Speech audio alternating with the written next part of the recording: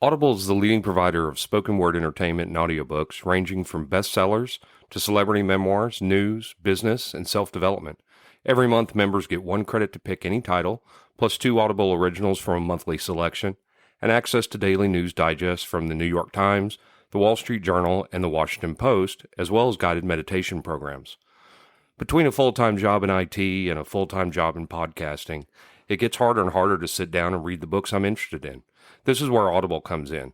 I can listen on my daily commute, relaxing, or while out running errands and still get in the books I've been wanting to get into.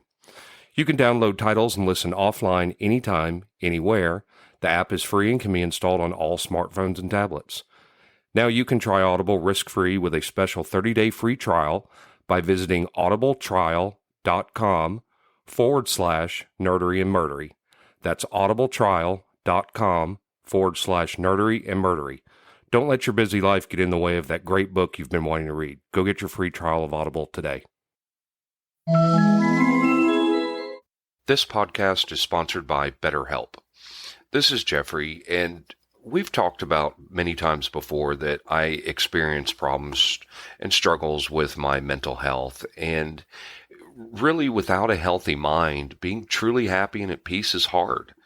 The good news is therapy does work. It's helped for me, but what is therapy exactly? It's whatever you want it to be. Maybe you're not feeling motivated right now and would like some tools to help. Or maybe you're feeling insecure in relationships at work, or you're not dealing well with stress. Whatever you need, it's really time to stop being ashamed of normal human struggles, and it's time to start feeling better because you deserve to be happy. And now you don't have to worry about finding an in-person therapist near you to help. BetterHelp is a customized online therapy that offers video, phone, and even live chat sessions with your therapist, so you don't have to see anyone on camera if you don't want to. It's much more affordable than in-person therapy, and you can start communicating with your therapist in under 48 hours. So join the millions of people who are seeing what online therapy is really about. It's always a good time to invest in yourself because you are your greatest asset. And there's a special offer to Nerdery and Murdery listeners. You can get 10% off your first month of professional therapy at betterhelp.com/nerdery and murdery. That's betterhelp.com/nerdery and murdery. Thanks again to BetterHelp for sponsoring this podcast. Far out in the uncharted backwaters of the unfashionable end of the western spiral arm of the galaxy lies a small, unregarded yellow sun. Orbiting this at a distance of roughly 92 million miles is an utterly insignificant little blue-green planet whose ape-descendant life forms are so amazingly primitive that they still think digital watches are a pretty neat idea.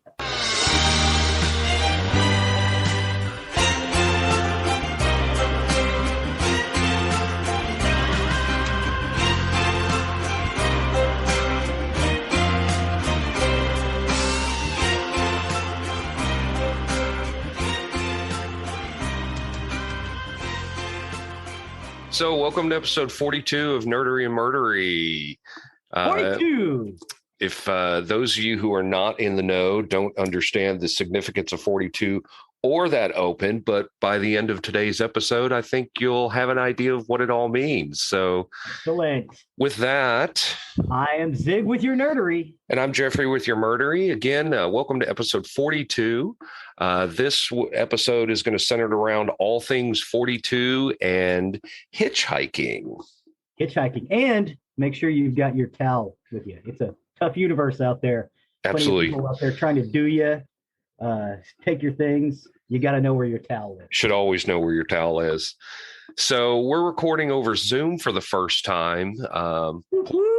Poor Mr. Zig has been a little under the weather, and so we're in two separate homes recording for the first time. This is a little unusual. Used to seeing his bald little head right across from me. And no William with us right now, so nope. He's going to be behind the scenes even more so than ever, since we'll just give him this recording once we're done, and hopefully this turns out okay. But here we are. We're in 2022. We're at episode 42, so lots of twos to go with it. Yeah. Yes. I just got back from a long road trip, drove back out to Phoenix and then Vegas and then back. Las Vegas. Yeah, well, I got to go to the Pinball Hall of Fame Museum. Yes. I got some pictures up on our website about that. Did you see that I saw a Doctor Who pinball machine? What? Yeah. What? Okay, Yeah. I need to go look at those. Yeah. Yeah, you need to look because I took a picture specifically of that for you. There was they had a Star Trek sit down there, but it was out of commission. Oh. They had a Star Wars machine that was both a selectable Star Wars and Empire Strikes Back. Oh yeah, I saw that one. That was cool. They had a Gauntlet Infinite, I think it was. Oh yeah. A little different. It's not the top down view. It's more of a 3/4 view. More 3D-ish. I didn't enjoy that one as much, but I did play a lot of pinball. They've moved it to a much larger location. It's actually right across the street from the Las Vegas sign now. Oh, nice. So real easy to find, just down from Mandalay Bay and right across from the sign. So it's pretty cool. It was a long trip. I'm glad to not be on the road anymore. I'll bet. I did listen to a lot of our episodes while I was driving, though. That helped while along the miles. Listened intentionally to some of our longer ones to help me out. So other than that, I don't have anything extra to cover. So if you don't have anything, I say we get into the nerdery. Okay, we're going to do a deep dive today, kids. This has been in our orbit since the mid 80s. Is that about right for you? Mid 80s? Yeah. So today, since it is episode 42, we are talking about The Hitchhiker's Guide to the Galaxy. Awesome. The Hitchhiker's Guide to the Galaxy is a comedy science fiction franchise created by Douglas Adams, originally a 1978 radio comedy broadcast on BBC Radio 4. It was later adapted to other formats, including stage shows, novels, comic books, a 1981 TV series, and a 1984 text-based computer game, and a 2005 feature film. Douglas Adams had a hand in all of these. And specifically, the stories are all different in all of them. Because his idea is that the book should be different from the TV series, and the TV series should be different from the movie, and the movie should be different from the radio scripts, because he just thought it was interesting. And the books are the inappropriately named Hitchhiker's Trilogy, of which there are 6. Yes, there are now 6. Originally, there were 5. Yes. Now there are 6. The 6th was finished by his son? No, it was another writer, Ewan Colfer, author of the Artemis Fowl series. That's right. And the last book was called And Another Thing, which I actually haven't read yet. I tried reading it. It's not the quality of the first 5. The first 5, it's definitely Douglas Adams. You could tell it's Douglas Adams. It has his handprint all over it.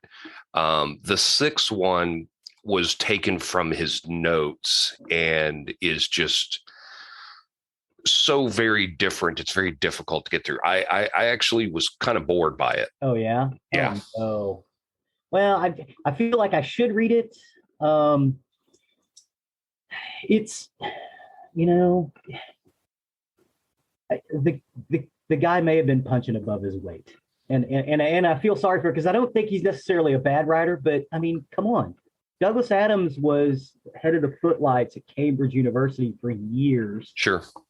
And, his best friend was Graham Chapman of Monty Python. Right. Matter of fact, in the first series of Monty Python, if you look at the back, one of the really tall, ugly pepper pots is Douglas Adams. Yep. He's actually in Monty Python. He just doesn't have a speaking role. Well, and he's also in the last Hitchhiker's Guide to the Galaxy movie. Oh yes, as a guy sitting in a coffee shop or eatery, some sort of deli. Yep. Because why wouldn't you? Well, especially because he was still alive then. Yeah. He passed away shortly before the film was released.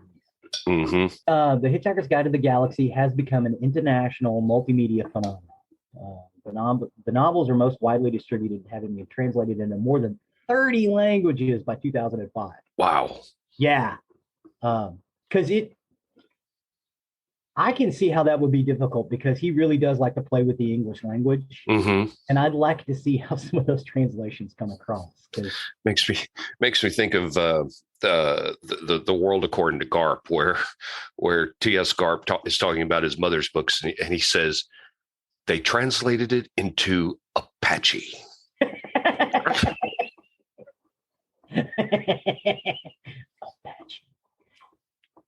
The Hitchhiker's Guide to the Galaxy, 1979, has been ranked 4th on the BBC's The Big Read poll. The 6th novel, and now one other thing, is written by Eoin Colfer. I'm going to have trouble with that name today. Mm-hmm. With additional unpublished material by Douglas Adams. In 2017, BBC Radio 4 announced the 40th anniversary celebration with Dirk Maggs, one of the original producers, in charge of the first 6 new episodes were broadcast on 8th of March 2018. So they have released more of the radio show. Now, the radio show was actually first. A lot of people don't know that. I got the radio scripts when I was a teenager. Mm-hmm. The funniest part about the radio scripts, and dear listeners, go out there, go to a used bookstore, pick up the radio scripts. It's not the narrative; it's the notes he puts into the little side, where this needs to sound like a garbage truck being dropped off a 10-story building without actually being a garbage truck dropped off the 10-story building. That is a direct quote out of the radio script. Well, it's Douglas Adams being the guide in the side of the radio show. Yes, it is so funny. So funny. The broad narrative of Hitchhiker follows the misadventures of the last surviving human, Arthur Dent. I'm sorry, the last surviving man. There you go. Following the demolition of the Earth by a Vogon constructor fleet to make way for a hyperspace bypass. Dent is rescued from Earth's destruction by Ford Prefect, a human-like alien writer for the eccentric electronic travel guide, The Hitchhiker's Guide to the Galaxy. By hitchhiking onto a passing Vogon spacecraft. Following his rescue, Dent explores the galaxy with Prefect and encounters Trillian, another human who had been taken from Earth before its destruction by the two-headed president of the galaxy, Zaphod Beeblebrox, and the depressed Marvin, the paranoid android. Certain narrative details were changed among the various adaptations, as we will get into. The various versions follow the same basic plot, but they are in many places mutually contradictory. Adams did rewrite the story substantially for each new adaptation. Throughout all versions, the series follows the adventures of Arthur Dent, the hapless Englishman, followed by the destruction of the Earth by the Vogons, a race of unpleasant and bureaucratic aliens. Now, having said that, Arthur Dent is the most English person you can think of. Oh, sure. Yeah, he is so English and proper and trying to do the right thing and stiff upper lip. And the Vogons sit in place of the English bureaucracy from a century ago. This novel is political without being overtly political. It is environmentalist without being overtly environmentalist. And it makes fun of everything you can think of.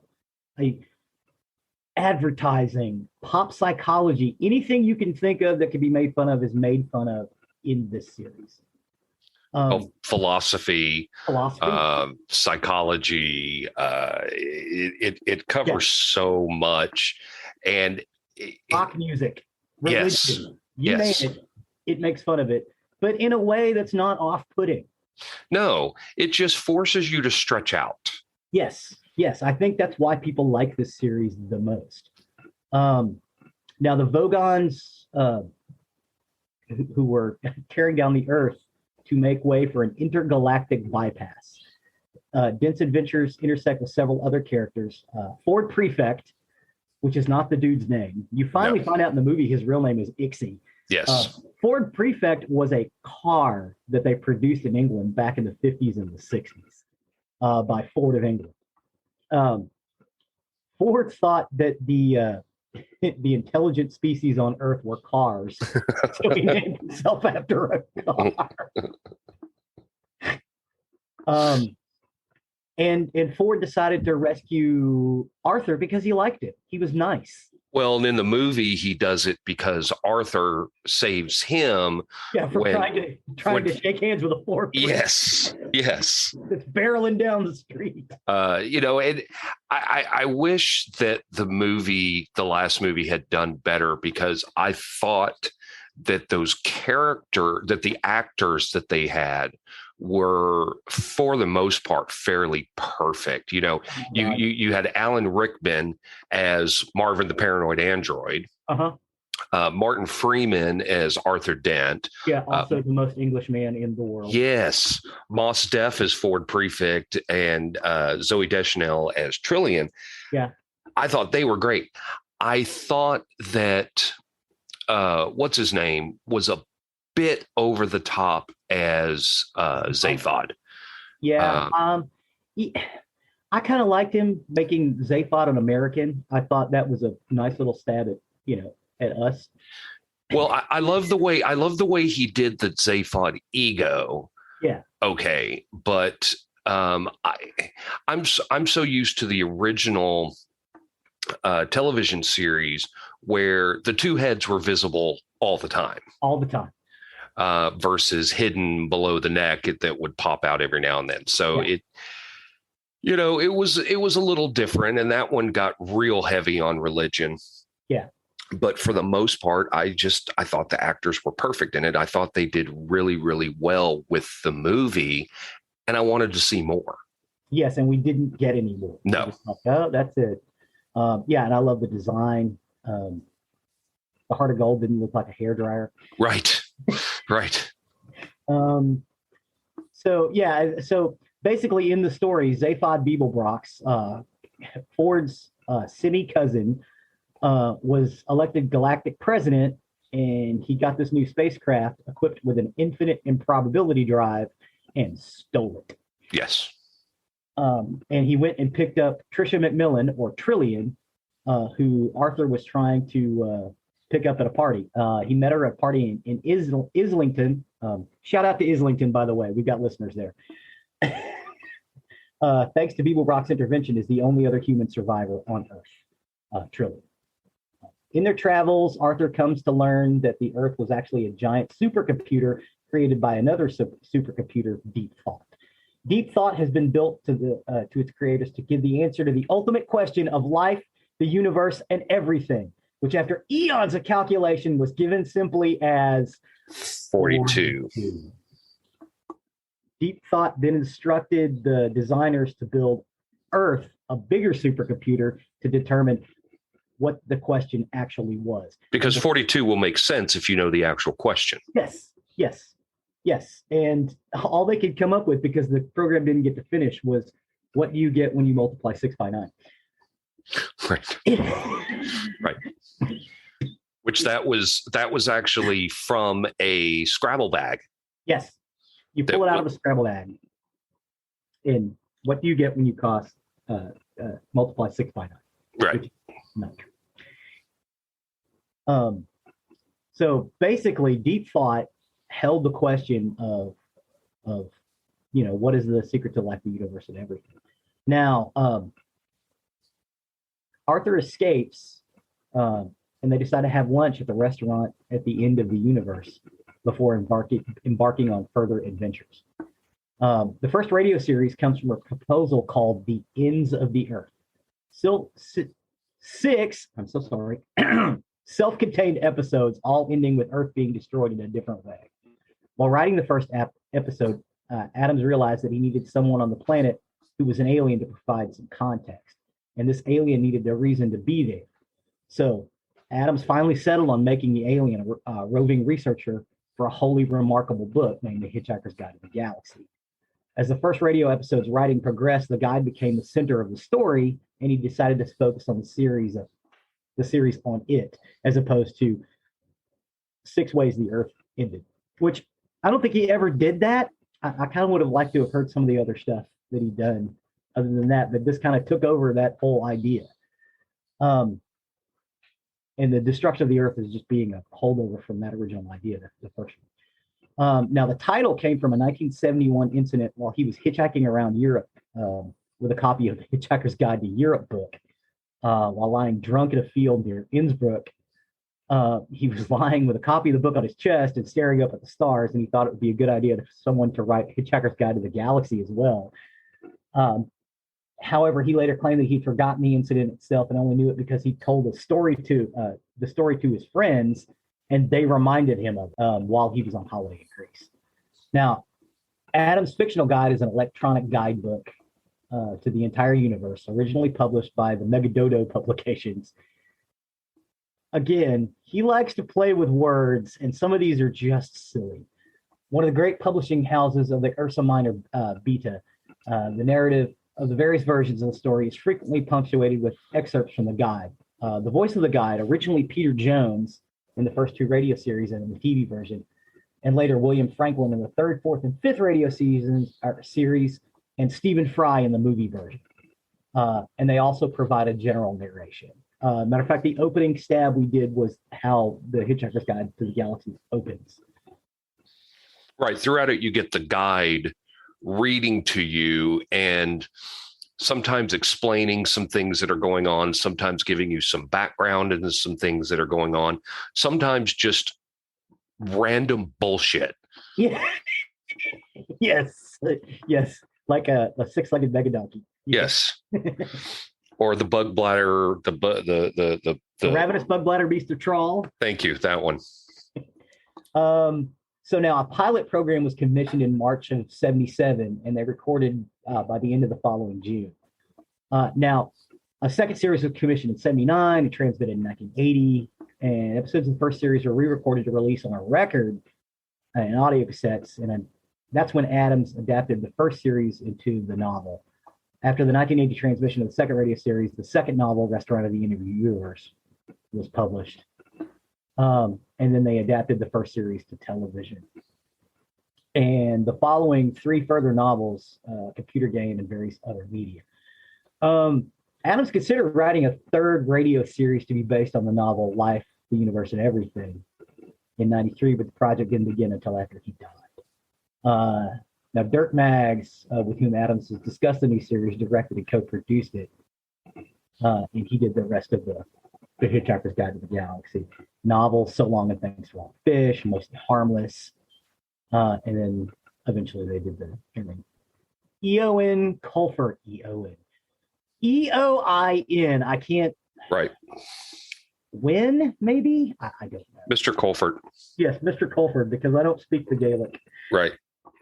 And they actually had two video games. There was the original text-based one. God. Which is impossible. Oh, it's absolutely impossible. I never made it very far in it. I don't think anyone ever did. I think that was the joke. It's like you can beat it, but you have to be, you have to be a super genius. Right. The second one that is only loosely based on it, and it's the same humor, is Starship Titanic. Oh my God, I love Starship Titanic. Absolutely. No. I got quite far into it, but then you just get stuck, and it's just like the Hitchhiker's Guide to the Galaxy, the other video game. It's just you get to a certain point and you just can't get any further. Yeah, and it drove people crazy. Yes, but people would still buy it because it was still so funny. Well, and back then, because I had it on the Commodore 64. Was it Info Games? Is the company? Every month, people would have tips and tricks that would get you further into the game, but nobody could ever beat it. No. Well, and there was a rumor that Douglas Adams was actually one of those people under an assumed name just to get him a little further. That's funny. Yeah, because it was funny to him. I don't know if that's true. Like I said, it's just a rumor. But he was one of the people who were like, do this. just to see how much further they could get. Well, again, it was text-based. You had to look around and just take everything you can. And then, of course, many times it would say, you can't take that. Go this direction. You can't go that direction. You do this, do that. If you don't take everything along the way, then you're going to get to points where you don't have the one item that you need in order to get one of the further. bricks from the garden on the Vogon spaceship. Yes. Oh God, getting the babblefish alone was maddening because you had so many different things in that one room you had to do so that when the babblefish was selected from the vending machine, it didn't just go down the damn drain. Yes. You had to cover the drain with the towel, cover the mouse hole with something, and do all this stuff so that it would bounce a particular way and lodge itself in your ear. Yes. Yeah, and it would. If you did it right, it would just launch itself directly into your ear. Which is funny. The things that have come from Hitchhiker's Guide into real life, babblefish is a real thing now. Yes, it is a translation program. Yes. That's fairly accurate. Yes. Yeah. Okay. So for those who are uninitiated, what a babblefish is a small fish that evolved on this planet where if you take it out of the water and stick it in your ear, it will live off your brainwaves and translate any language to you in your native language. Instantly. You will hear it in the other person's voice. Yes. So basically they're saying something weird to you. You put the babblefish in and you hear it as English or whatever language. Now, on to the novels. The first book was adapted from the first 4 radio episodes. With Arthur Dent being rescued from Earth's destruction by Ford, being Zaphod and Trillian coming to the planet of Margrathea to discover the true purpose of the Earth, and ending with the group preparing to go to the restaurant at the end of the universe. It was first published in 1979, initially in paperbacks by Pan Books, and after BBC Publishing had turned down the offer to publish a novelization, an action they would later regret, I'll bet they did. The book reached #1 on the book charts in only its second week and sold over 250,000 copies within 3 months of its release. Oh, wow. My God. Wow. Yeah. A hardback edition was published by Harmony Books, division of Random House in the United States in October 1980. And the 1981 U.S. paperback edition was promoted by the giveaway of 3,000 free copies in the magazine Rolling Stone to build word of mouth. In 2005, Del Rey Books re-released the Hitchhiker series with new covers for the release of the 2005 movie. To date, it has sold over 14 million copies. Not a shock.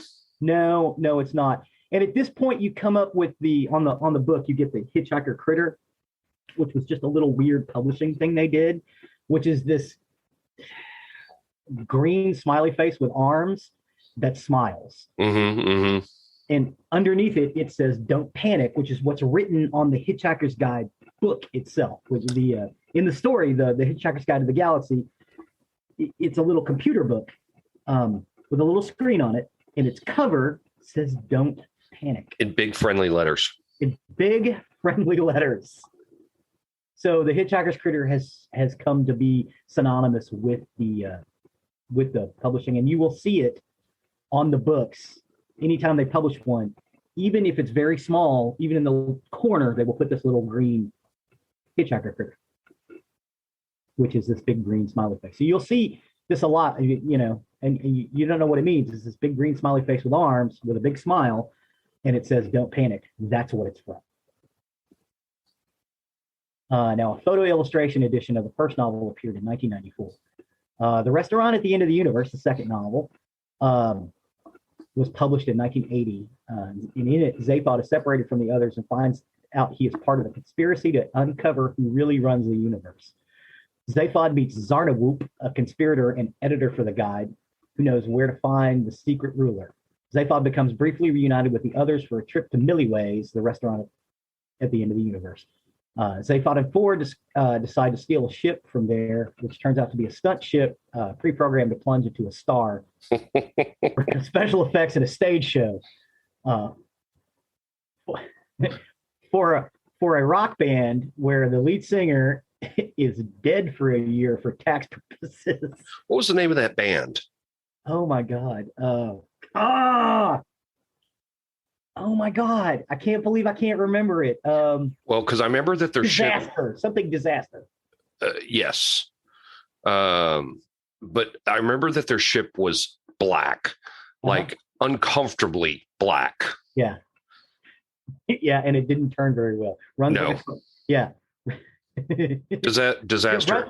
It's disaster area. Disaster area. Yeah. Yes. Runs like a gazelle, looks like a gazelle, steers like a cow. So they find the ship has a teleporter and they were able to teleport off, but Marvin has to stay at the controls. And Marvin seemingly sacrifices himself. Zaphod and Trillian discover that the universe is in the safe hands of a simple man living on a remote planet in a wooden shack with his cat. Ford and Arthur, meanwhile, end up on a spacecraft full of outcasts from the Golga-Frenchian civilization. The ship crashes on prehistoric Earth. Ford and Arthur are stranded, and it becomes clear that the inept Golga-Frenchians are the ancestors of modern humans. What they are is middlemen. The Golga-Frenchian society decided to get rid of all of the middlemen by putting them on a spaceship and telling them they have to get away or they're going to be eaten by a giant goat. So all of middle management, anybody, basically it's a stab at the middle class.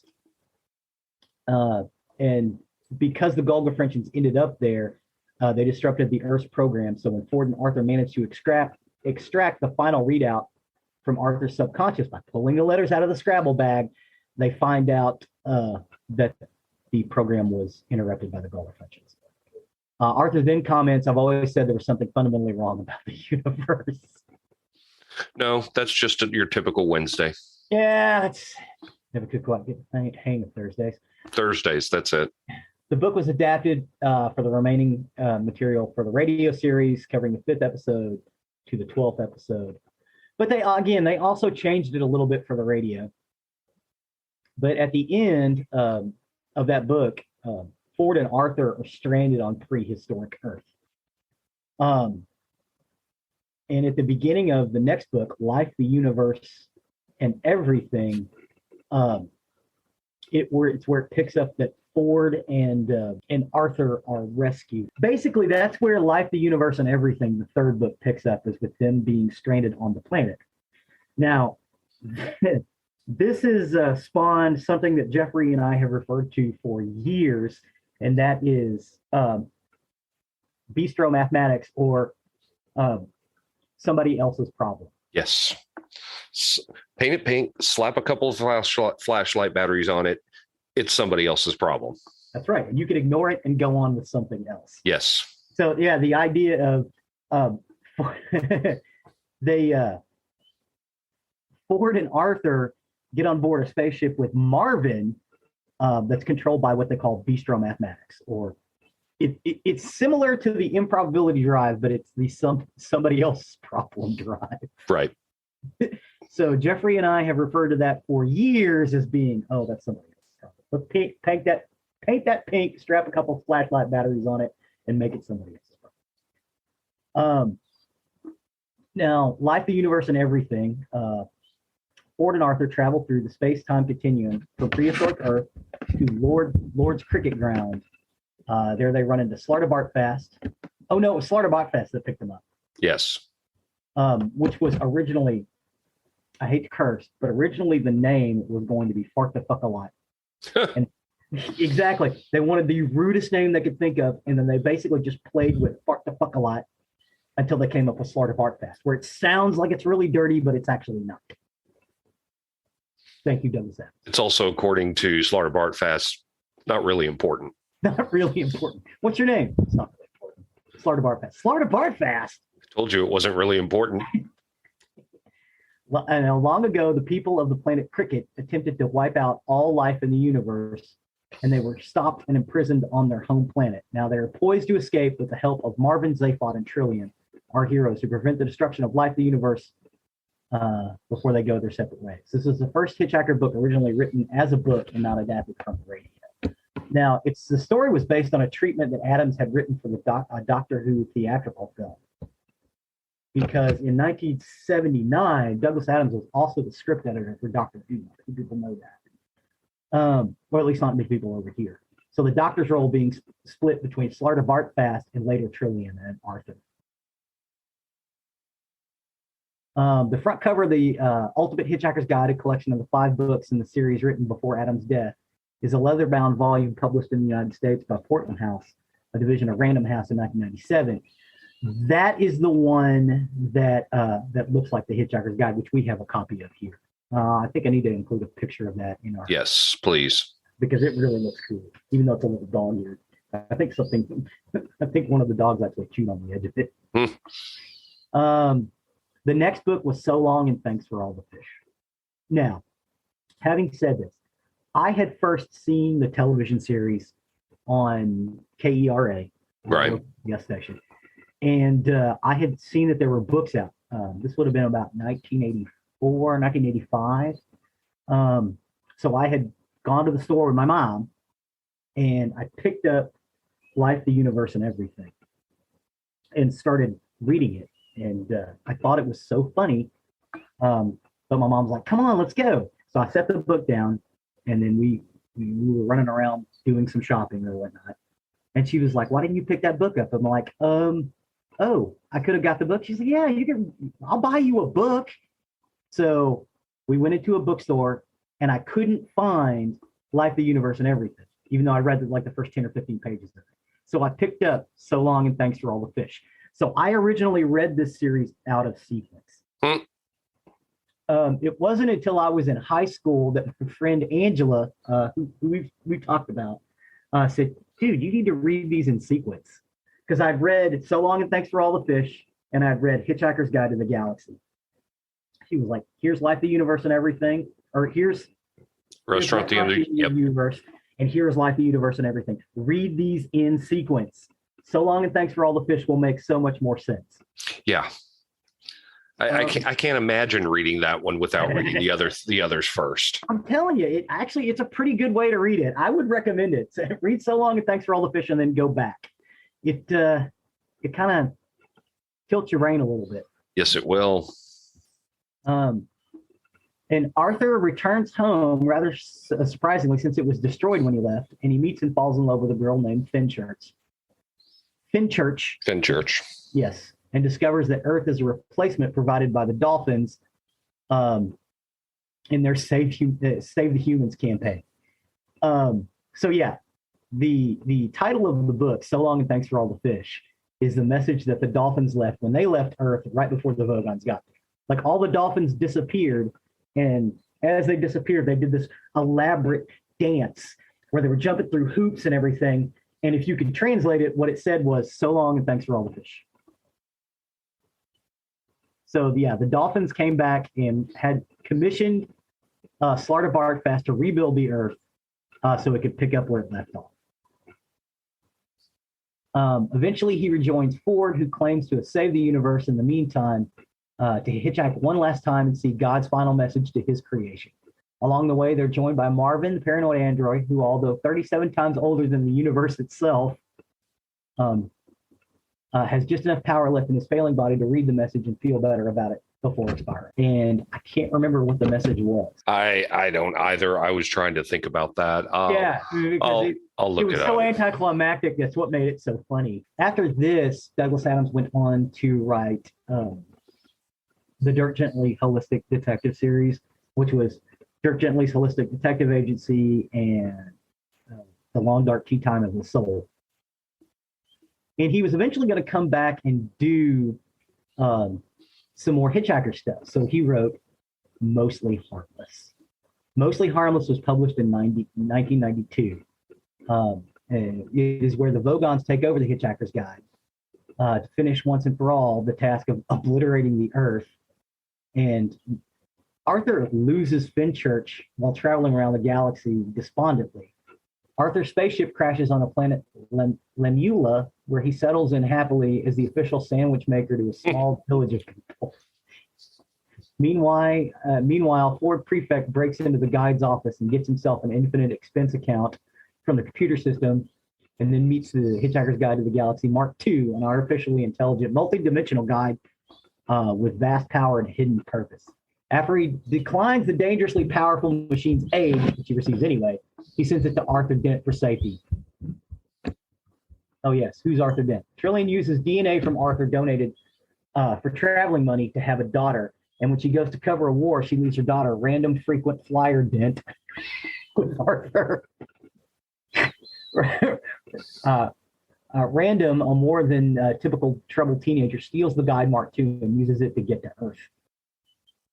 Arthur Ford, Trillian, and Trisha McMillan from an alternate universe follow her to a crowded club where an anguished Random becomes startled by a noise and inadvertently fires her gun at Arthur.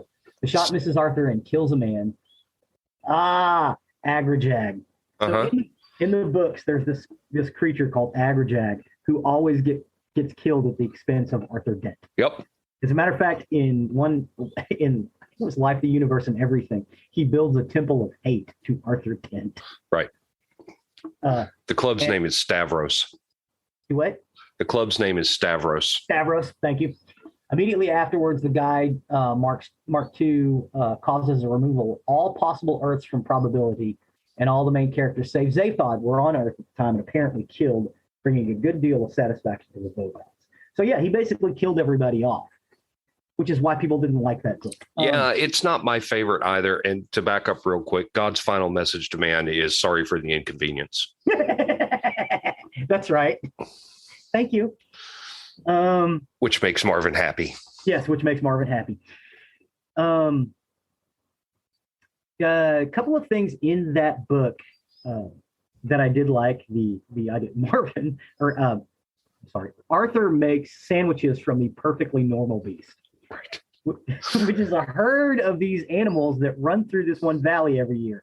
But there's so many of them and they're so massive that they produce a space-time continuum event. So when they pass through this valley, they go to a different planet through a wormhole they've created because of their migration routes.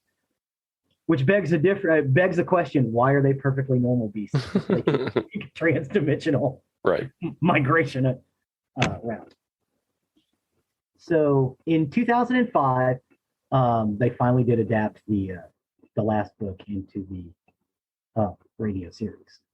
Now, the next book, And Another Thing, was announced in September 2008 by Mr. Culper. And Another Thing, it was announced in September 2008 that Mr. Culper, author of Artemis Fowl, has been commissioned to write the sixth installment entitled And Another Thing. With support of Jane Belson, Adam's widow, and the book was published by Penguin Books in the UK and Hyperion in the US. I am not familiar with the story. Now, I did get some notes on the story itself, the basic plot breakdown. The story begins as death rays bear down on the Earth, and the characters awaken from a virtual reality. Zaphod picks them up shortly before they are killed and completely fails to escape the death beams. They are then saved by Balric Wowbanger, the infinitely prolonged, whom they agree to help kill. Zaphod travels to Asgard to get Thor's help. In the meantime, the Vogons are headed to destroy a colony of people who also escaped Earth's destruction on the planet Nano. Arthur, Wowbanger, Trillian, and Random head to Nano to try to stop the Vogons, and on the journey, Wowbanger and Trillian fall in love, making Wowbanger question whether or not he wants to be killed. Zaphod arrives with Thor, who then signs up to be the planet's god with Random's help. Thor almost kills Wowbanger, who merely loses his immortality, then he marries Trillian. Thor then stops the first Vogon attack and apparently dies. Meanwhile, Constant Moan, son of prosthetic Jeltz, convinces his father that the people of the planet are not citizens of Earth, but are in fact citizens of Nano, which means that it would be illegal to kill them. And as the book draws to a close, Arthur is on his way to check out a possible university for Random when during a hyperspace jump, he is flung across alternate universes and he has a brief encounter with Fenchurch and ends up exactly where he would want to be. And then the Vogons appear. Now, again, they did make this a radio show, and it was first transmitted on March 8th, 2018, exactly 40 years to the day that the first episode of the first series, the primary phase. And then Douglas Adams goes on to help them make this film, which apparently he passed away before it was finished, which we did talk about. Mm-hmm. So that is basically it for my notes on The Hitchhiker's Guide to the Galaxy. All I can say really is if you haven't had a chance to see this or read this. We can explain it to you all day long. It's not going to make any sense until you sit down and check it out. Yeah, absolutely. Because I mean, it's out there. It's extremely funny, and it's out there. This is funny. This is another one of the things that Dr. Rod hates. Really? Yeah, he hates the movie. He hates that I made him go to the movie, and he talks about it to this day how much he hates it. So, if you have enjoyed things that we like and don't want to listen to Dr. Rod, definitely read these books and see the movie. I love the movie. I had a great time with the movie, and I think I had a great time with the movie because I love the books. Yes. And it was very faithful to the books. I mean, there were things that were different. It changed up the storyline a little bit, but it was the same tone as the books, and really enjoyable. So I would recommend anybody go out and read these, all of them. And I don't know what it's on right now, but I want to say that the television series is free to watch. I want to say it's like TV or something. Check that out too. Now, having said that, it was made in the early 80s, basically with the same budget as Doctor Who, and Blake Seven. So there's going to be a little bit of the special effects aren't the greatest in the world, but it's not about the special effects. It's about the people. Well, and I love in the most recent movie too, they brought a lot from that set into the movie, such as you see the original Marvin in a queue line. Yes. So it's great. I can't recommend these books or the movies, the TV show enough, because you will have a ball just going through these. Yes. And again, if I can meta recommend it, try reading So Long and Thanks for All the Fish first, and then work your way back up to it. It is a very interesting take on how to do that. I disagree on that quite a bit, but you know what? Feel free to follow your passion there. So awesome. Great stuff. Really look forward to talking about Hitchhiker's Guide to the Galaxy, the inappropriately named trilogy. Yes. Just phenomenal. I love it. So then with that, we'll step over to the murdery side of the house. Murder. And for my episode, part of the episode 42, as we talked about before, in keeping with the theme, we're going to talk about the Santa Rosa Hitchhiker Murders. Hey. Yeah, so keeping along the hitchhiker theme. Nice. I got my information off Wikipedia, Unresolved, The Murder Squad, Listverse, and Medium.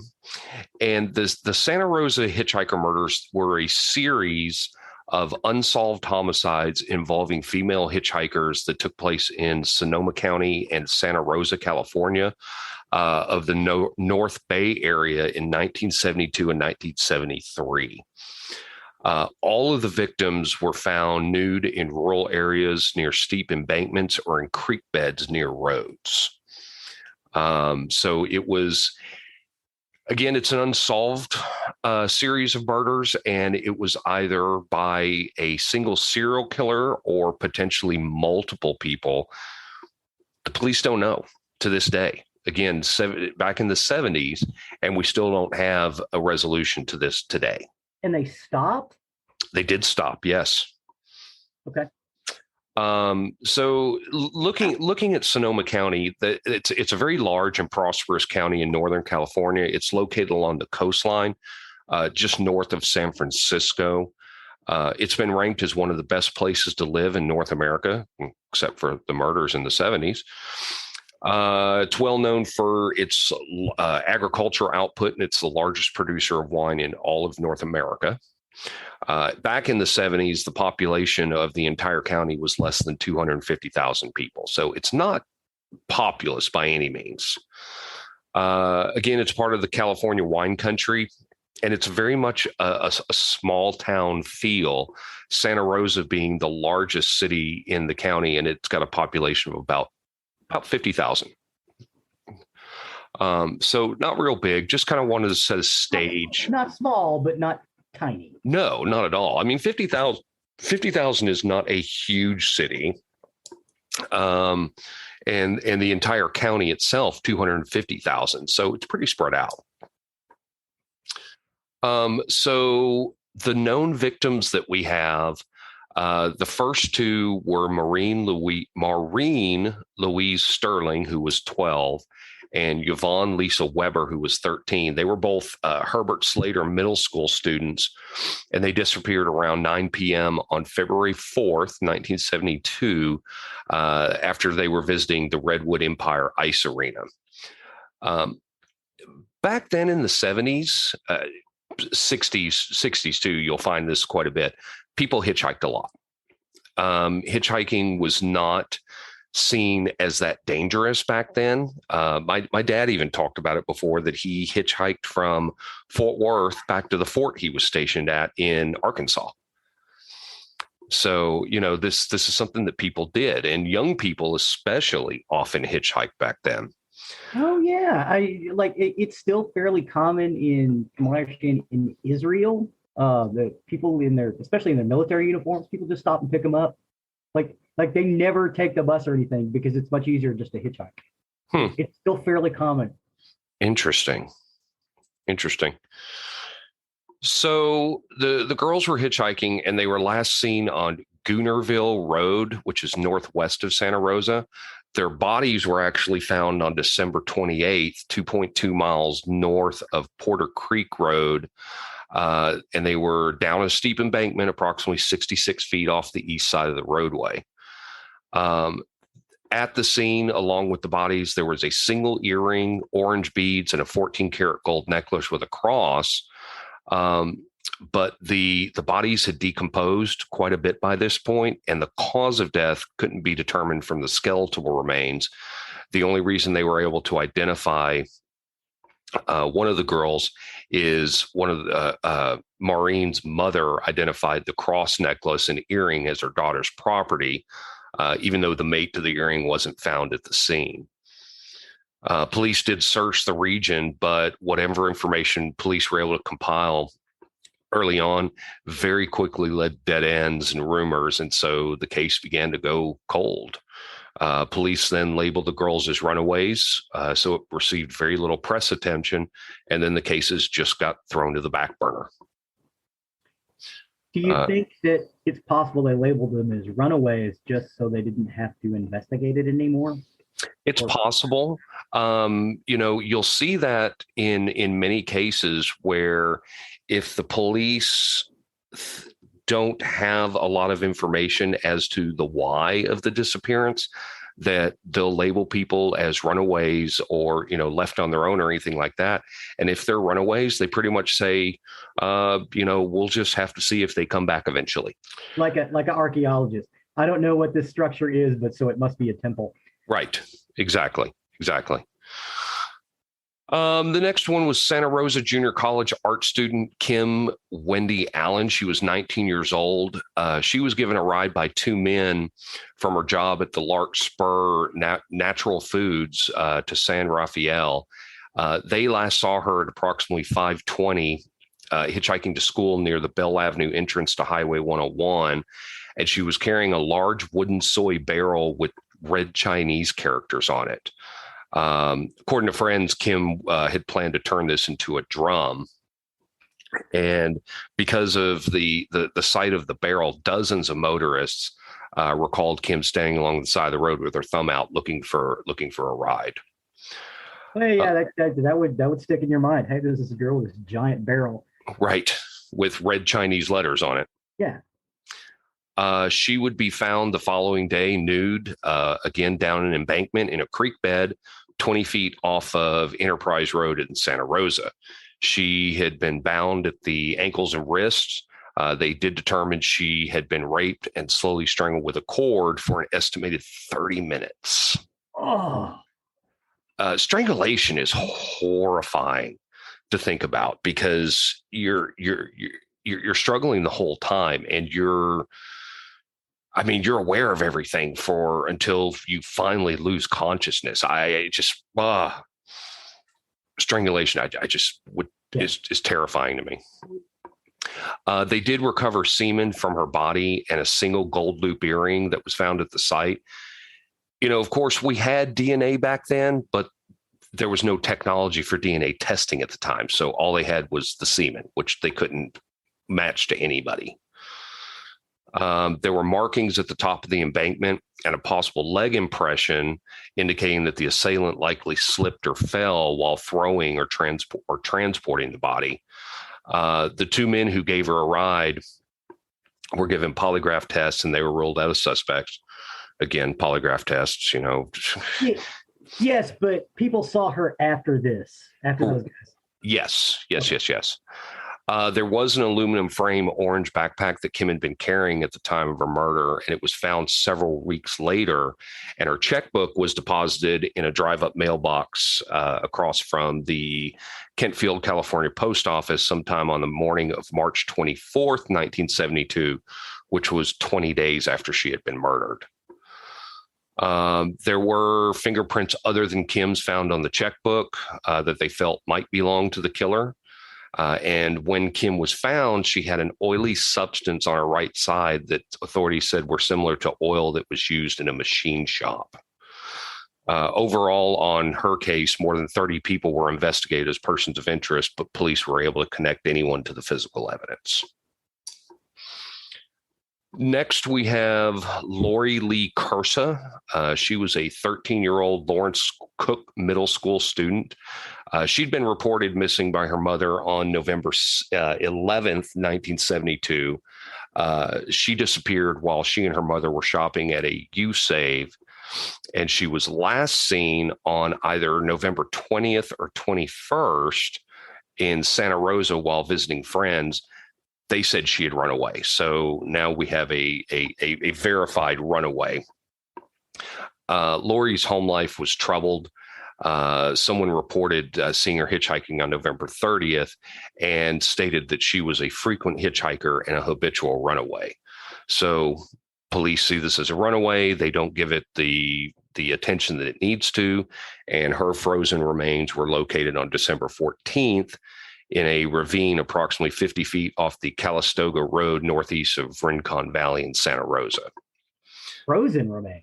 So someone put her on ice? Well, this is Northern California. Oh, that's right. It does get cold up there. Yep. The killer had thrown her body at least 30 feet over an embankment. She had a single wire loop in each earlobe, but the rest of the earrings were missing and not found at the scene. So in every one of these cases, they're finding a single earring, which I found interesting. I think you might be keeping trophies. I absolutely think they were keeping trophies. The actual cause of her death was a broken neck with compression and hemorrhage of the spinal cord. They did say that she had likely not been raped and likely died 1 to 2 weeks prior to being discovered. So she'd been there a little while. There were some tips that were called in the police about sightings of Lori. One tipster reported seeing two men with a girl on Calistoga Road where she was found. And a second caller reported a girl with a Caucasian man who had a bushy hair and a pickup truck that had been parked near the site where Lori was later found deceased, but neither caller was able to provide any further details. There was a possible witness to her abduction who later came forward, stating that on the evening sometime between December 3rd and 9, while on Parkhurst Drive, he saw two men walking with a young girl. The girl did fit Lori's description, and she appeared to be physically impaired in some manner as the two men were supporting her between them. The witness said that she saw the men run across the road with the girl and push her into the back of the van, which had been parked on the side of the roadway. The driver was a Caucasian man with an afro-type hairstyle, so the bushy hair.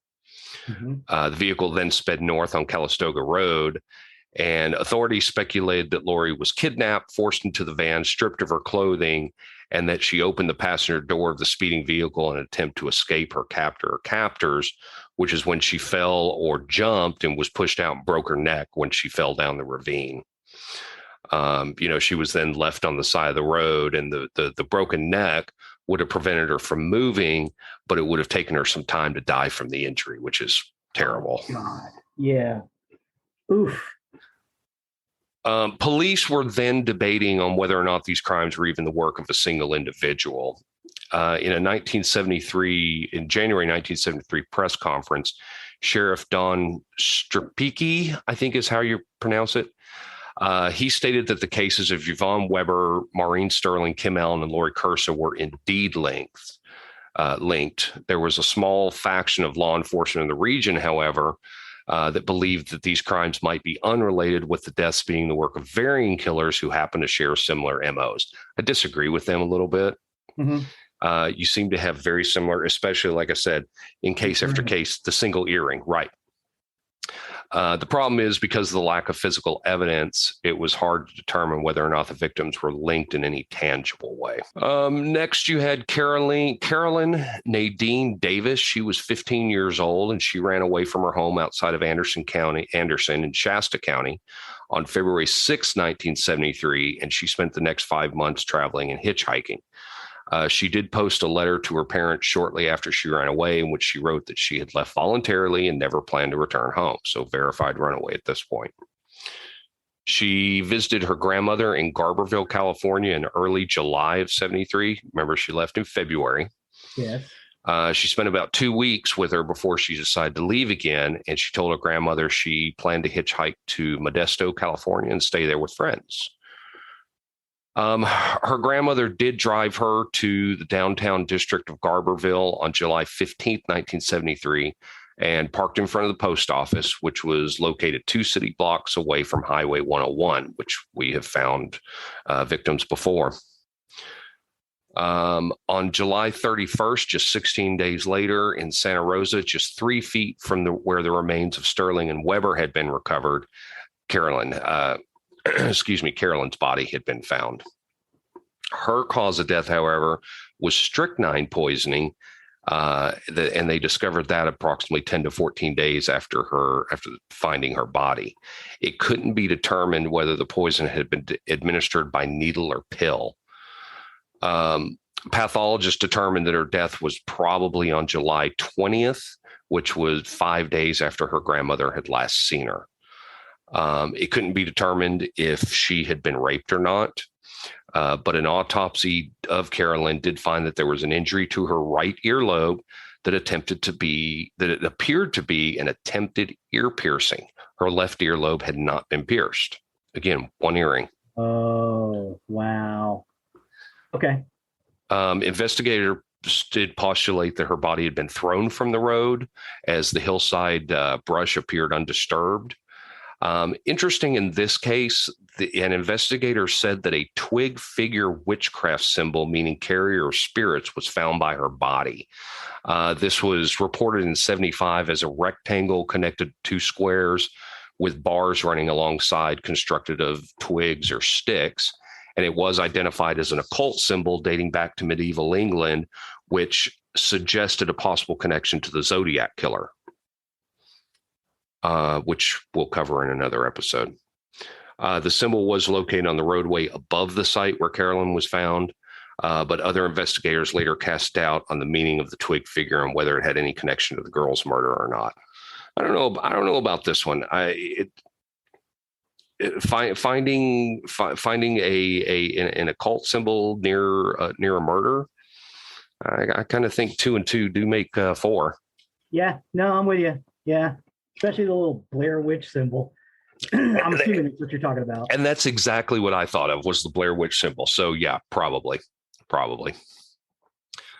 Then on July 31st, 1973, a motorcyclist reported to police about finding a young woman's body. Police arrived to find a nude body face down, and this was not 4 feet from the exact spot that Maureen Sterling and Yvonne Weber were found back in December. Like Maureen and Yvonne, this woman was also found with no clothing or personal belongings. She'd been thrown 20 feet down the embankment. She was between 14 and 16 years old, was approximately 5'7", with long blondish brown hair. And police theorized that she was one of a number of missing young women from the region, and they were starting to make connections to the other bodies that had been found. Well, especially if he's using the same dump site.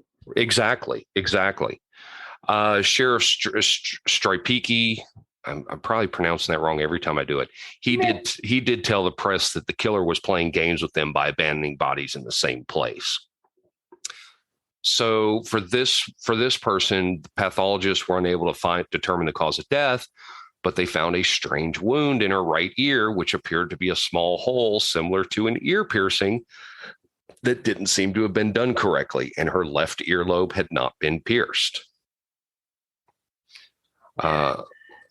Unfortunately, her facial features were too deteriorated to make a successful identification, but details of the woman were released to press, and a young woman came forward, and it would turn out this was her missing sister, who had been missing for several months. I didn't find any further information on this victim or her name. Next, we had Teresa Diane Smith Walsh, who was 23 years old, of Miranda, California. She was last seen on December 22nd, 1973, at Zuma Beach in Malibu, and she was hitchhiking to Garberville to join her family for Christmas. Her body was found partially submerged 6 days later by kayakers in Mark West Creek. She'd been hogtied with clothesline, sexually assaulted, strangled, and had been determined to have been dead for approximately 1 week prior to being found. Due to heavy rain in the area, there were high water marks that suggested the body could have drifted for several miles. There were no clothing or personal items found near the victim's body, and authorities were now certain that they were dealing with a serial offender, someone that was targeting hitchhiking women and seemed to enjoy watching them die in very prolonged, painful ways, but each different than the last. All the women were between 12 and 23. They all stood about 5 to 5.5 feet tall, with petite or average builds with long flowing hair. And 4 of the victims had all last been seen hitchhiking on Highway 101. And of course, we have the earrings that we keep seeing as well. However, after the body of Teresa Walsh was discovered, the case would quickly disappear from the headlines. The country was kind of dealing with some other stuff at that point. They were dealing with the daily updates from Washington, D.C. amidst the Watergate scandal, the drawback of troops from Vietnam, and the discovery of dozens of bodies in Texas murdered by Dean Corll, who we covered before. Yes. The body full boathouse. Yeah, the boathouse. Yes. But on July 2nd, 1979, the skeletal remains of a young white female were found in a ravine off Calistoga Road. We've been here before, approximately 100 yards from where the body of Lori Lee Cursa had been recovered 7 years earlier. Due to the age of the remains, authorities initially believed them to be of Jeanette Kamalahi. I don't know. Until a comparison of dental records later proved to be negative. This victim had been hogtied and her arm fractured around the time of her murder. Her corpse had been stuffed into a laundry or duffel bag before being dumped in the ravine, but there was no other evidence to establish a cause of death. It was determined that she was approximately 16 to 21 years old at the time of death. She wore hard contact lenses, which were kept in a metal candy tin with pictures of cherries on it. She had red, auburn, or brown hair and was about 5'3" tall, and at one time had broken a rib, which had healed by the time of the murder. Her weight and eye color could not be ascertained, and no other clothing or other belongings were found. One expert consulted by authorities determined that the victim was likely killed between 72 and 74. And the fact that the contacts were kind of a big deal is those weren't often sold in the U.S. and Canada after the 1970s when soft contact lenses became available. Yeah, the only people that use hard contact lenses after that were theatrical productions. Right, exactly.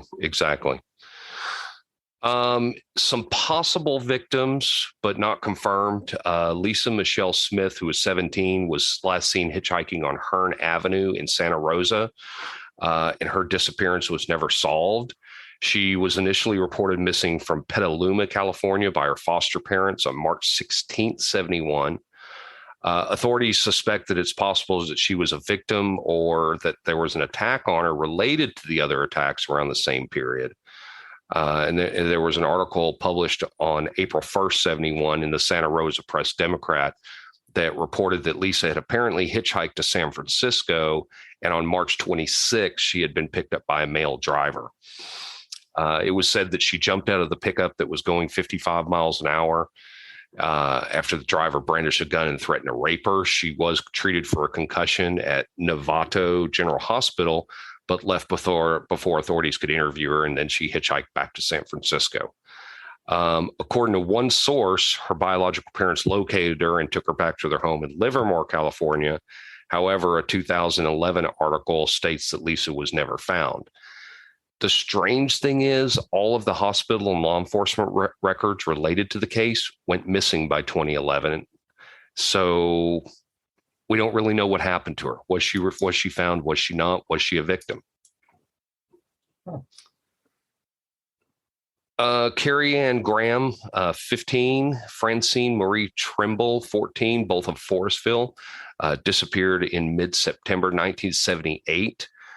There were skeletal remains found the following July in Mendocino County, where they were dumped off the side by a rural highway, but they were not identified as belonging to Carrie and Francine until 2015, thanks to DNA analysis. A high school friend said she saw the girls on a morning in December when they were out smoking outside the school. Carrie and Francine had been associating with classmates who used drugs and had gone to school that day, but didn't attend classes. They told their friend that they were going to hitchhike to a party in Santa Rosa, but they didn't say who they were meeting. A friend did say they saw the girls hitchhiking at a Chevron gas station in Forestville, but it's not clear whether this occurred on the day the girls went missing or not. Francine had also told her mother she intended to do some Christmas shopping in Coddington Mall in Santa Rosa. And Francine's mother had seen the girls at her home sometime on December 15th. And Carrie's sister recalled seeing that her parents' home either on the 15th or the 16th of 1978. The girls did mention to Carrie's sister they planned to go to a party, but she didn't recall any further details. Francine was recovering from surgery to remove her appendix, but had left the antibiotics she was still taking at home. And then Francine's mother reported her missing to police within a few days after she hadn't returned home.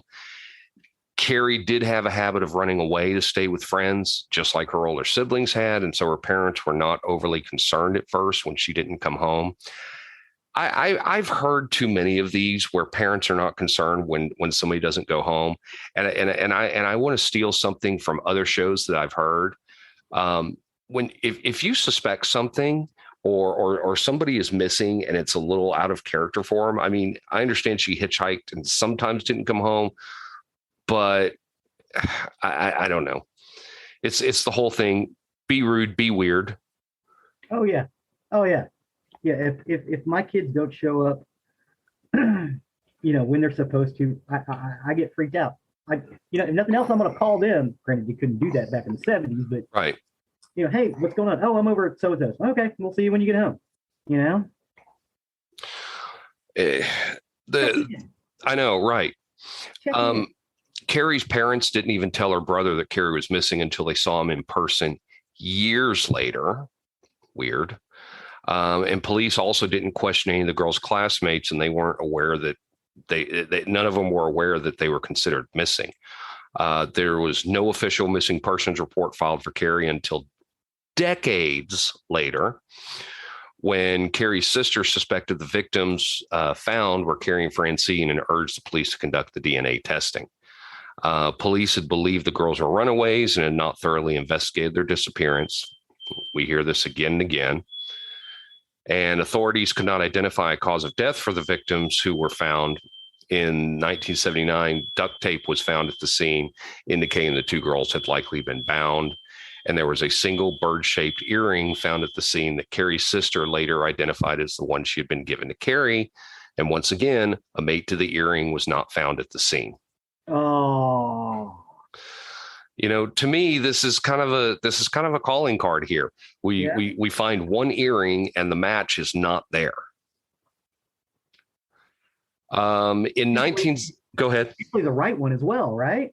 Yeah. The right one is there and the left one is not. Yeah, the left one is not there. And in many of these cases, the left earlobe was not even pierced. Mm-hmm. In 1975, the FBI issued a report stating that 14 unsolved homicides between 1972 and 74 were committed by the same perpetrator. These included known victims such as Rosa Vasquez, who was 20 years old. She was last seen on May 26, 1973, and her body was found on May 29, 73, near the entrance to the Golden Gate Park in San Francisco.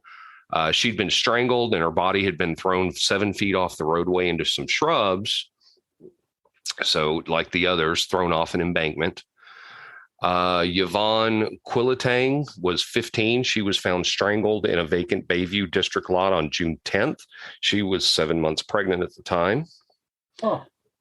Angela Thomas, 16, was found on July 2nd, 1973, smothered on the playground of Benjamin Franklin Junior High School in Daly City.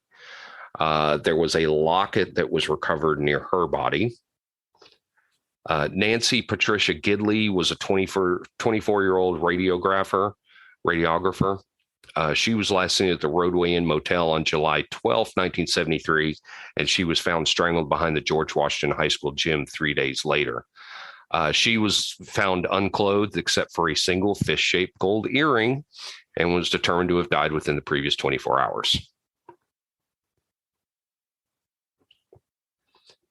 Next, you have Nancy Fusey. Sorry, some of these names are kind of difficult today.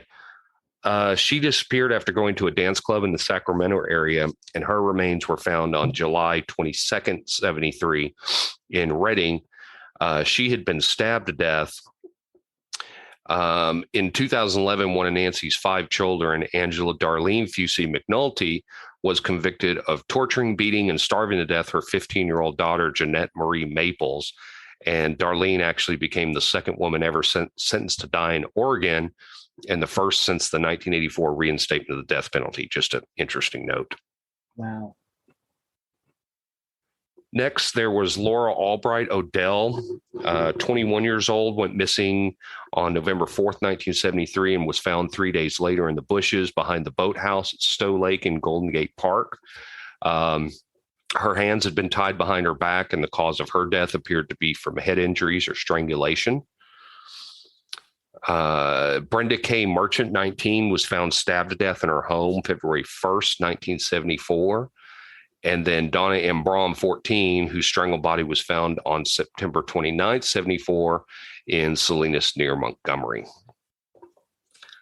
Almost immediately after this discovery of Nancy Gidley's remains that we had talked about a little bit earlier, reporters and police began to suspect that the murders were a work of a single serial killer and perhaps targeting young women in the region. They all matched the demographic of the women who had gone missing or had been murdered in Santa Rosa, and all women found missing clothing and jewelry except for having a single earring removed before disposing of the body in a public place. So everything that we're seeing here, they're now seeing. So again, this case has remained unsolved, but there are suspects. The first of those is the Zodiac Killer. So the Zodiac Killer is unapprehended to this day, but due to similarities between an unknown symbol on his January 29th exorcist letter and the Chinese characters on the missing soy barrel carried by Kim Allen, are a possible why there's a possible match. And there was also, the Zodiac Killer stated an intention to vary his modus operandi in a November 9th, 1969 letter to the San Francisco Chronicle stating, quote, "I shall no longer announce to anyone when I commit my murders. They should all look like routine robberies, killings of anger, plus a few fake incidents, etc." Unquote. The next potential victim was Arthur Lee Allen. He owned a mobile home at Sunset Trailer Park in Santa Rosa at the time of the murders. He had been fired from his Valley Springs Elementary School teaching position for suspected child molestation in '68, and he was a full-time student at Sonoma State University. Well, he was fired for possible child molestation in 1968? Yep. Wow. Yep. He probably did it. Oh, I'm sorry, that was awful, but that's all right. They didn't prosecute anybody for anything. No. If they fired him for that, somebody caught him. He was arrested on September 27th, 1974 by the Sonoma County Sheriff's Office and charged with child molestation in an unrelated case involving a young boy. He pleaded guilty on March 14th, 1975 and was imprisoned at Atascadero State Hospital until late 77. Robert Graysmith, in his book Zodiac Unmasked, claims that the Sonoma County Sheriff revealed that chipmunk hairs were found on all the Santa Rosa Hitchhiker victims and that Arthur Lee Allen had been collecting and studying the same species. Allen was the main suspect in the Zodiac case from 71 until his death in 72. However, fingerprints in blood recovered from the taxi cab of Zodiac murderer Paul Stein, a writer's palm print found in the Zodiac letter on January 29, 74, and handwriting exemplars all failed to identify Allen as a Zodiac. So he was cleared as a Zodiac killer. Could have still been the Sonoma County murderer. Yes. Ted Bundy was another possible suspect after his capture for similar crimes in Washington, Colorado, Idaho, and Utah. Ted Bundy did like girls with long, straight hair. Yes, he did. And he also spent time in neighboring Marin County, but he was ruled out by a Sonoma County detective in the 70s and again in 89. Detailed credit card records and known whereabouts of Bundy reveal he was in Washington at the dates of some of the disappearances. So that's why he was ruled out. Frederick Manali was a 41-year-old Santa Rosa junior college creative writing instructor. He was suspected when on August 24, 76, he actually was killed in a head-on collision on Highway 12. But they found sadomasochistic drawings in which he had created depicting a former student, Kim Wendy Allen, who was the third victim we discussed earlier, who was found among his belongings. Ooh. So don't know about him. The Hillside Stranglers of Los Angeles, Kenneth Bianchi and Angelo Buono Jr. The Hillside Stranglers of Los Angeles, they were considered suspects at one time. I'm not sure why they were cleared. I didn't find any info on that. And finally, there's Roger Reese Kibbe. He was also known as the I-5 Strangler. He was a rapist and serial killer operating in the Sacramento area of California who dumped his victims off highways and at least in one case in a creek bed. He would also bound his victims with duct tape and parachute cord, creating startling similarities between these killings and those in Santa Rosa. He is currently serving 6 consecutive life sentences for the murders he committed in the 70s and 80s, but given his current age, that means he didn't start his killings until he was in his late 30s. So is it possible that his other victims were elsewhere in California and are simply not linked to him, or is he really a suspect at all? These cases all represent multiple homicides between the years of 1970 and 2006 within the jurisdiction of the Sonoma County Sheriff's Office. It's always been a blow to investigators that none of the clothing belonging to the Santa Rosa victims were ever found. Perhaps if the killer's relatives had unwittingly uncovered a box of bloodstained women's clothing years after the murder, the identity of the elusive perpetrator could have been revealed almost by accident, but they didn't have any of that. Similarly, the significance of the earrings as trophies and ear piercings of some of the victims remain a mystery to amateur sleuths over the decades. In 2011, cold storage DNA for some of the cases was submitted to the Combined DNA Index System, which is nicknamed CODIS, and is the National DNA Database. In 2018, DNA was brought out for testing, hoping to identify the killers in the same manner they did the Golden State Killer, but we still have no answers as of now. If there is anybody out there who might have any information relative to this ongoing investigation, they should contact the Sonoma County Sheriff's Office at 707-565-2650. And that's the story of the Santa Rosa Hitchhiker Murders. Well, thank you for that information, sir. I appreciate that. I do have fun facts this week Yes, please, fun facts. To give us some positivity. For many years, the city slogan was "The City of Design Living" for Santa Rosa, and the Chamber of Commerce adopted the slogan "California's Cornucopia." Nice. Rebecca De Mornay and celebrity chef Guy Fieri are some of Santa Rosa's most notable residents. Rebecca De Mornay. Founded in 1928, the Santa Rosa Symphony ranks among the oldest symphonies in the Western United States. Oh, that's awesome. Charles Schulz, the creator of the Peanuts comic, lived the last half of his life in Santa Rosa. The first official airmail flight was in 1911 and was completed from Petaluma to Santa Rosa on February 18th. Sweet. Multiple Santa Rosa locations were included in Alfred Hitchcock's 1943 film Shadow of a Doubt. In 2014, at 60 years old, Randy Ricci of Santa Rosa was given the Guinness Book of World Records for the largest collection of NASCAR cereal boxes, of which there were 324 unopened boxes. Ooh. Stale cereal. Yeah, I think so. In 1940, a Santa Rosa man, Floria Danauer, during a field worker strike, invented the hop picking machine, revolutionizing the beer industry. Oh, nice. In 1958, Pacific Gas and Electric had rights to land at the head of Bodega Bay and began construction of the first commercial nuclear power plant in the U.S. A landowner and many environmentalists objected, fought, and sank the project, which was halted in 1964. The beginnings of the excavation of the nuclear plant is still visible today and aptly named Hole in the Head. Sonoma County is home to one of the nation's tiniest bookstores. It's Poets Corner Bookshop in Duncan Mills, and it's only 275 square feet. I bet that's just chock full of books. Just books everywhere. Sonoma County has a ghost town named Mercuryville, which was once home to thousands of miners. The World Pillow Fighting Championship in Kenwood, which is in Sonoma County, is recognized by the Guinness Book of World Records as the longest running pillow fight.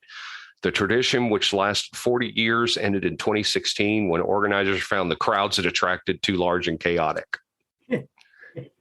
And last, in Petaluma, which again is in Sonoma County, Rancho Obi-Wan has the largest collection of Star Wars memorabilia, according to the Guinness Book of World Records. Rancho Obi-Wan. And that is my story for today. Well, thank you, sir. So I know there's not a whole lot I can give about this case because all we have is what's been found, the nude bodies, the single earring, but maybe with DNA technology, maybe we'll get somebody at some point, because they did collect samples of semen or blood and fingerprints from the scene, and it's possible maybe we will get some resolution to these anytime. That would be awesome. That would be awesome. Finally put this person to bed. I mean, and it's distinctly possible after all this time that the killer is actually gone. Right. Dead. Right. Yeah, but it's entirely possible that the killer or killers are dead. Yeah. But I'm sure the families would like some resolution to this. They'd like to know. Yes. So we get to end this week. Hopefully it was an okay week with the recording. First time using Zoom. You can find us, as always, at nerderyandmurdery.com, where you can find the link to all of our podcast platforms. You can find the link there to our merchandise, as well as all the links from the show and pictures from the show. You can also find a link to our Patreon, where if you would wish to donate to help keep our show going, we do appreciate that from all of our patrons. Please and thank you. Please and thank you. You can also find our email addresses there, as well as other contact information and our social media. So if you wish to leave us messages on how you like the show, how you don't like the show, things you don't want to hear, things you want to hear, we will read everything. Don't guarantee don't guarantee we could do everything, but we will at least read it. Yeah, listen to the dog. She knows. Yes, please listen to the dog. She knows. So with that takes us to the end of our recording week. I've been Zig with your nerdery. And I've been Geoffrey with your murdery. Cue the music.